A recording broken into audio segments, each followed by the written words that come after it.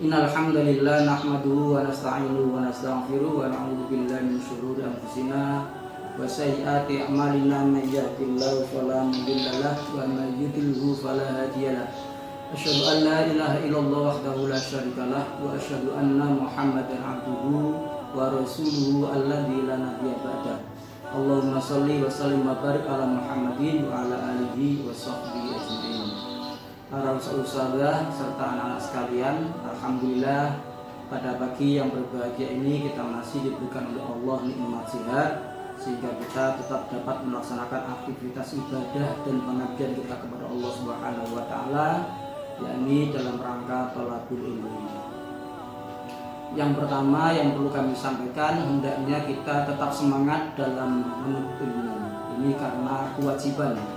Dan ini adalah kunci untuk meraih kebahagiaan, baik kebahagiaan di dunia, kebahagiaan di akhirat, maupun kebahagiaan dua-duanya. Jadi man arada dunya fa'alaihi bil ilmi wa man arada al-akhirah fa'alaihi bil ilmi wa man arada huma fa'alaihi bil ilmi. Barang siapa yang menginginkan kehidupannya bahagia di dunia, maka hendaknya ia menuntut ilmu. Barang siapa yang menginginkan kebahagiaan di akhirat, maka hendaklah menuntut ilmu. Dan barang siapa yang menginginkan kebahagiaan kedua-duanya, yakni dunia dan akhirat, maka menuntut ilmu. Oleh karena itu pada kesempatan yang berbahagia ini ingin kami sampaikan tentang keutamaan orang-orang berilmu. Anak-anak sekalian yang saya cintai, al-ilmu qabla al-qaul wal amal. Ilmu itu atau menuntut ilmu itu sebelum ucapan, sebelum perkataan, dan sebelum amal. Jadi ini sangat penting. Sementara al-adab qabla ilmu. Jadi kalau berbicara ilmu itu adalah sebelum berkata-kata dan sebelum melaksanakan amal perbuatan. Kita ingin melaksanakan sholat misalnya, maka kita harus tahu ilmunya tentang sholat.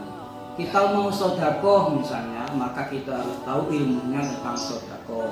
Kita mau puasa, maka kita akan belajar tahu ilmunya tentang puasa. Apa yang menjadi rukun, apa yang menjadi penyebab batalnya puasa dan lain sebagainya. Jadi kita sekali lagi untuk tentang keutamaan ilmu ya, tentang keutamaan ilmu. Jadi kita berbicara masalah ilmu itu al-ilmu qoblal qaul wal amal. Jadi ketika berbicara ilmu itu, maka yang pertama adalah ilmu itu sebelum berbicara dan sebelum amal.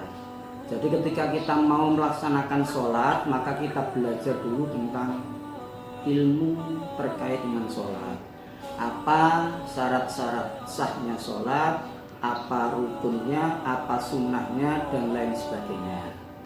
Nah, pada pagi yang berbahagia ini, Pak Rohim ingin berbagi terkait dengan keutamaan orang-orang yang berilmu. Yang pertama, bagi orang-orang yang berilmu, maka kita akan diberikan kemudahan oleh Allah menuju ke surganya Allah Subhanahu wa taala. Seperti yang sudah kita paham bersama sebuah hadis Rasulullah Shallallahu alaihi wasallam, man salaka thoriqan yaltamisu bi ilman sahalallahu lahu jannah. Jadi ketika kita menuntut ilmu, maka kita dimudahkan oleh Allah Subhanahu wa taala jalannya menuju ke surga. Ini keutamaan pertama. Oleh karena itu anak-anak sekalian, kita tidak bosan-bosannya untuk menuntut ilmu. Dan ketika kita dalam majelis ilmu, maka saat itu juga kita ini berada dalam naungan para malaikat. Ya, jadi anak-anak tetap semangat untuk menuntut ilmu. Yang kedua, dengan menuntut ilmu atau dengan memiliki ilmu, maka kita akan diangkat oleh Allah derajatnya. Jadi derajat kita akan diangkat oleh Allah Subhanahu wa taala sebagaimana Allah Subhanahu wa taala menyampaikan dalam Al-Qur'an surat Al-Mujadalah ayat 11, yarfa'illahu alladzina amanu minkum walladzina utul ilma darajat. Allah akan mengangkat orang-orang beriman dan orang-orang yang berilmu dengan beberapa derajat. Anak-anak sekalian, oleh karena itu ketika berbicara masalah amal perbuatan apapun, maka dasarnya harus ilmu. Jadi kemudian masih banyak lagi keutamaannya, diantaranya orang-orang berilmu itu adalah pewaris para nabi. Jadi para nabi dan rasul itu tidak mewariskan kepada umatnya harta benda yang banyak, tetapi harta warisan para nabi dan rasul itu adalah ilmu. Al ulama warathatul anbiya. Jadi para orang yang berilmu, para ulama itu artinya orang-orang yang berilmu, maka dia itu adalah sebagai pewaris para nabi.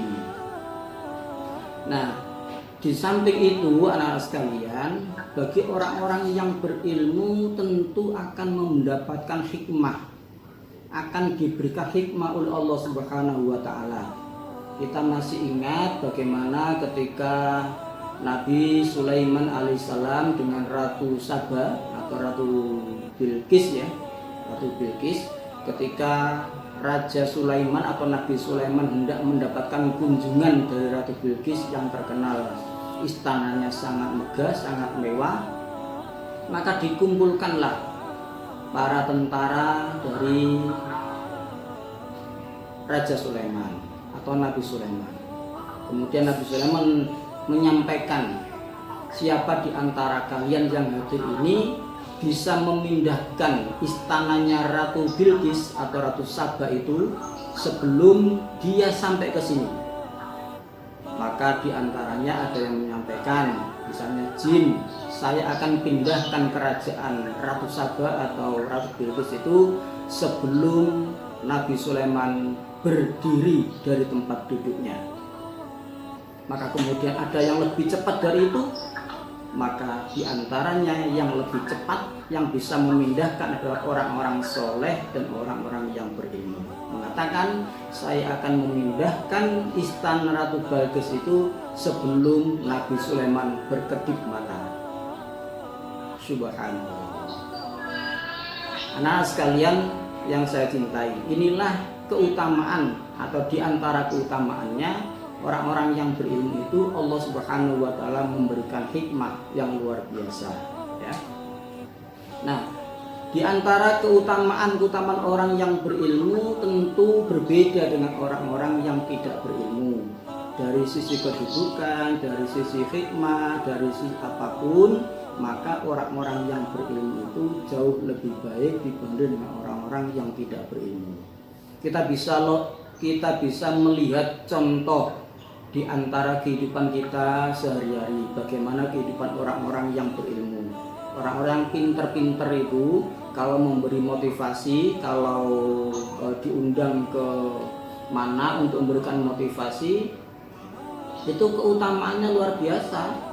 Di samping Allah Subhanahu wa taala memberikan kedudukan yang mulia, juga Allah memberikan rezeki yang melebihi di antara orang-orang yang biasa-biasa saja.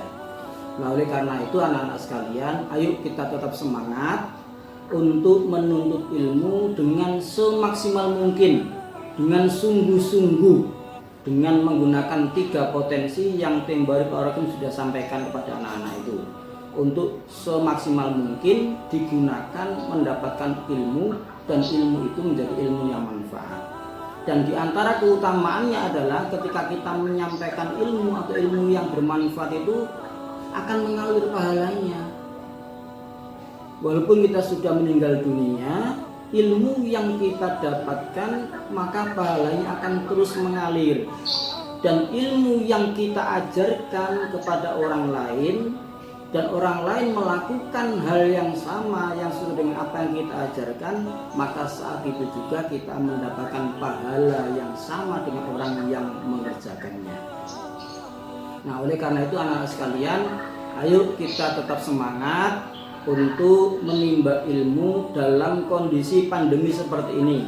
Jangan bosan, jangan galau, tapi tetaplah semangat untuk menimba ilmu, mendapatkan ilmu dari ustadz-ustadzah. Itu barangkali yang Pak Rasul sampaikan.